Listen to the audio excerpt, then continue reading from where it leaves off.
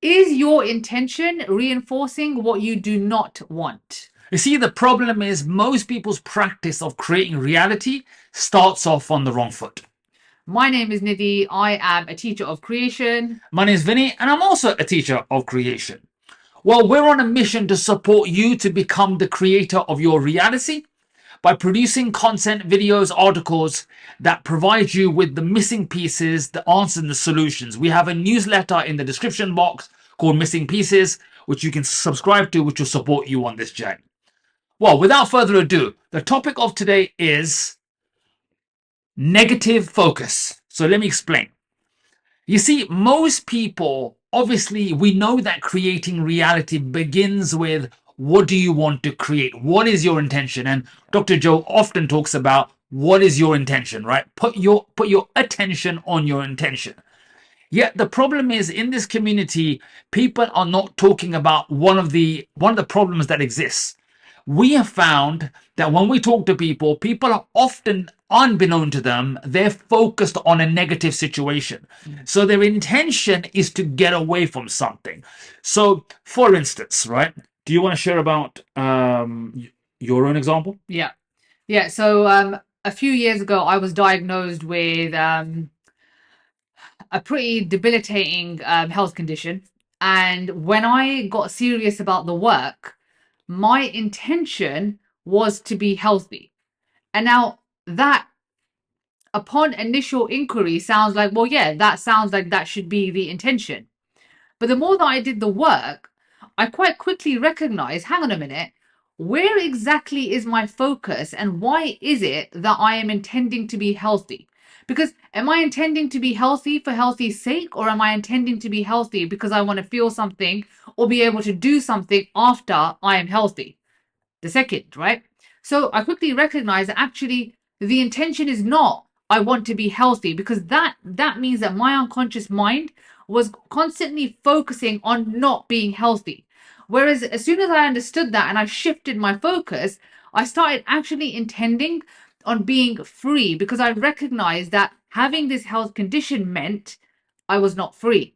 So what did I want? I wanted freedom. So actually going from negative focus of I'm not healthy, therefore I need to be healthy, I moved to I'm free. So that's amazing. The point I want to make here is this: is that most people, the people that we talk to, we do this professionally, right? We help people create reality. And what we have discovered is when you talk to people, often one of the big problems that's happening is that they're trying to get away, as Nidhi said, from a negative situation. So I want to ask you a question. When you are intending for something, is your intention rooted in trying to get away from a negative situation, a negative scenario? Is it? Right? Because for most people, it is. They don't want the worst case scenario to happen. So often, one of the classic cases is when you ask people, what do you want? What do they normally tell you? What they don't want. Yeah. So, the mind doesn't understand negation. So if I say to you, don't think of an elephant, what do you think about? An elephant.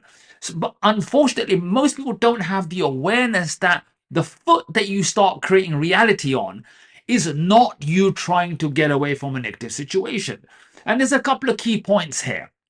You see, when you are focused on an intention that is negatively focused, you are focused unconsciously. You see, your unconscious is derived from your identity. Okay, it's equal to who you are. So your intention is not on creating something new. Your actual unconscious intention is on repeating the past.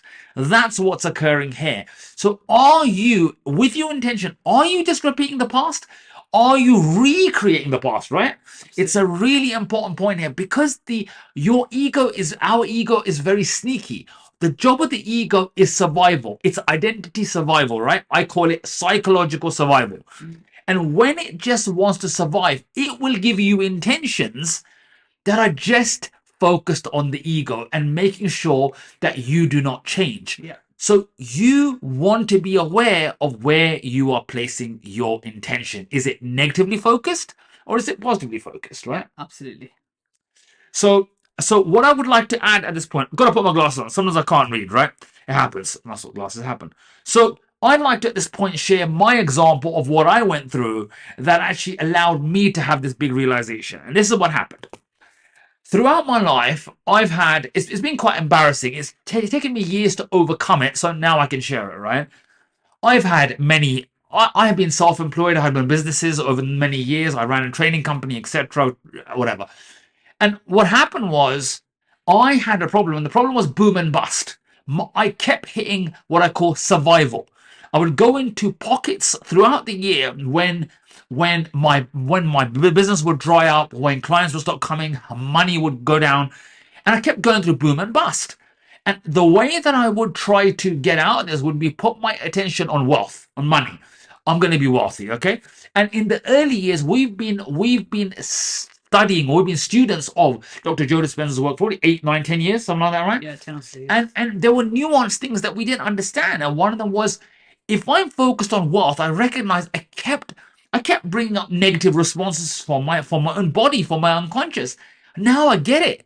Last few years we get it, and that was because my attempt to get wealth, right? My intention for wealth was only being driven by fear of survival. So therefore, where was I unconsciously focused? I was not focused on wealth. I was focused on, I don't want lack. I don't want the problem of survival, right? That was my fear. And that is where I recognized I had to shift. So where I started to place my intention was on what I truly wanted. What did I truly want? Okay. And what I truly wanted was to really impact people on a global level. I wanted to really teach that we are the creators of our reality. And I shifted my focus. So do you want to share what the solution is about, obviously, about positive vision? You want to share about positive vision? Yeah, so I just want to make a quick point actually before I get to that.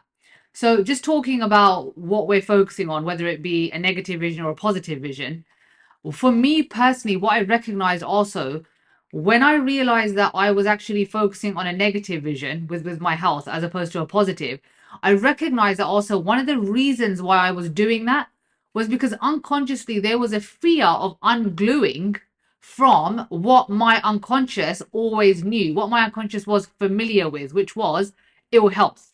So I think somewhere in the background, I thought to myself, how dare I have the audacity to remove my focus from the thing that I don't want to what I want?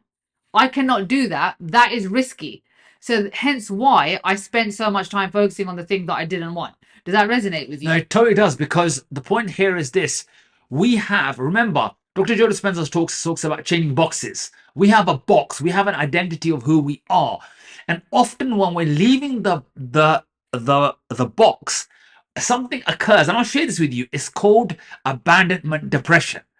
And that is because on some part of us feels that we are abandoning ourselves. We're doing something outside the box. So often we will go through a phase of the unknown. And when you are truly going for what you love, and when you truly want to create the things that you love, right? You may well experience a sense of your identity losing itself. That's not a bad thing. So back to you about positive vision. Yeah. So we understand what we don't want. Okay. Everyone knows what they don't want. But do you know what you actually want? Let me add one thing. Don't make what you want a reaction to what you don't want. Yes. Yes. Yes. So Sorry, let me add one. It's interrupting, but we do this, right? I'll give you a little clue. I just want to add as just you might not say it, you probably will. But what I wanted to say to them was that your positive vision should be rooted in love, in what absolutely. you love in the heart. I was just getting to that. She's good, but we are telepathic and stuff. Yeah, so what you're saying about what you want should not be a reaction to what you don't want. It should be rooted in love. So to go a little deeper into that, I am of the firm belief that each and every one of us has access to what the heart is truly wanting. We all have access to that, whether you think you can hear it or not. We all have access to the truth of what the heart wants. If we can spend some time in the heart and to recognize what do I actually want, detached from everything around us, detached from our environment, what do I actually want? Give yourself the gift of being able to spend some time with that question and to really be able to answer from here, what do I want? Because remember, a lot of our work now, we've been teaching about our version of heart coherence as well.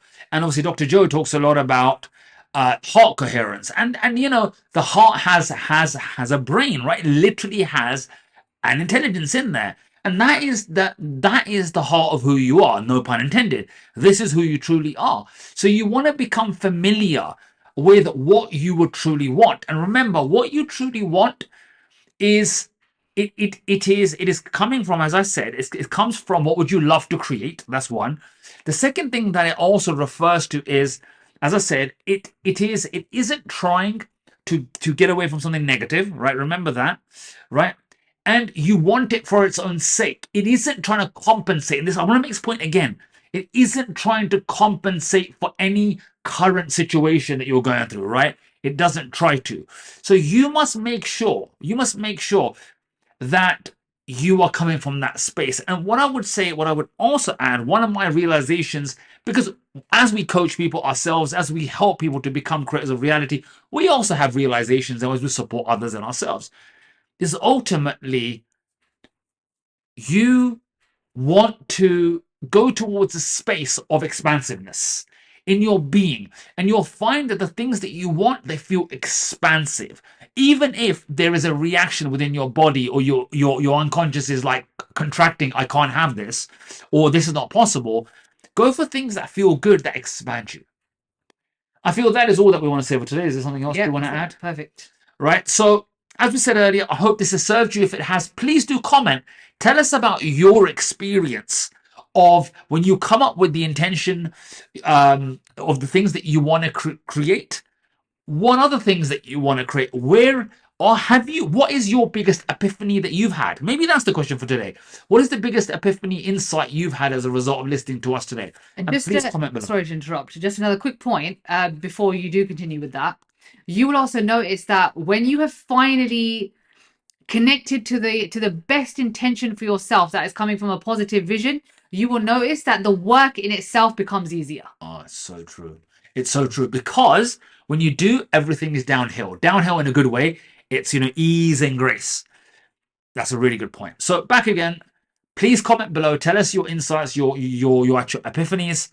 And finally, if this has served you, please do like and subscribe, and do share, please. We're on a mission to support you to become the creator of your reality. And remember the newsletter, Missing Pieces newsletter. Please go ahead and subscribe. So we look forward to being of service to you. And thank you for watching and listening. My name is Vineet. I am Nidhi. We'll see you soon. Over and out.